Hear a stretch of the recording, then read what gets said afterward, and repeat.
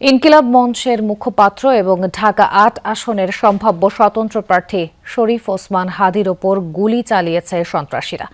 গুরুতর অবস্থায় তাকে দ্রুত ঢাকা মেডিকেলে নেওয়া হয়। হাসপাতাল পরিচালক যমুনা টেলিভিশনকে জানিয়েছেন, মস্তিষ্কে গুলি থাকায় তাকে লাইফ সাপোর্টে রাখা হয়েছে।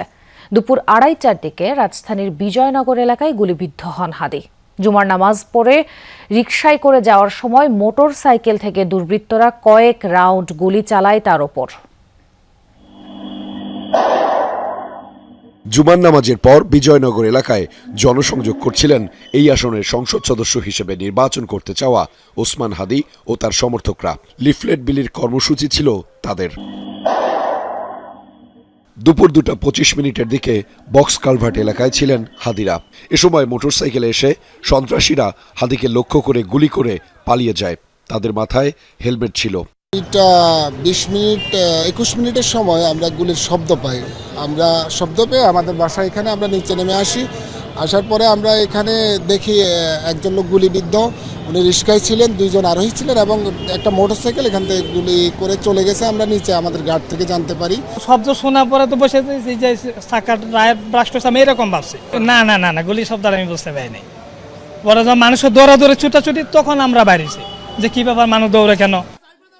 সেখান থেকে কর্মী সমর্থকরা তাকে ঢাকা মেডিকেলে নিয়ে যায়। সেখানেই চলছে তার চিকিৎসা।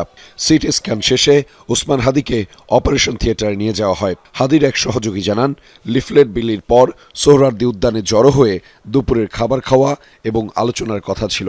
আমরা যখন ক্যাম্পেইন শেষ করে সবাই সোহরাওয়ার্দীতে আসবো, আমরা একসাথে কথা বলবো, খাওয়া দাওয়া করবো। ভাইয়ের সাথে আমাদের কিছুক্ষণ পরপরই কথা হচ্ছিল। এমন সময় 2 জন বাইক থেকে ভাইয়ের মাথায় গুলি করেছে। ঘটনাক্রমে গুলিটা মাথায় না লেগে কানের নিচে লেগেছে।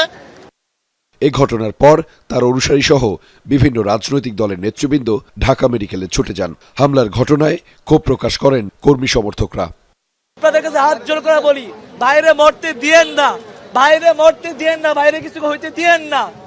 উনি আমাদের দেশের লোক, উনি আমাদের লোক। আমরা ক্রাইম সিন টিম আমরা কর্ডন করেছি এবং রক্তের কিছু আলামত আমরা সংগ্রহ করেছি। আমরা কোন আলামত রক্তস্রাবটা সংগ্রহ করেছি আমরা এই পর্যন্তই। পরিস্থিতি বিবেচনায় ঢাকা মেডিকেলে সেনাবাহিনী সহ অন্যান্য বাহিনী মোতায়েন করা হয়েছে। আহমেদ রেজা, যমুনা নিউজ, ঢাকা।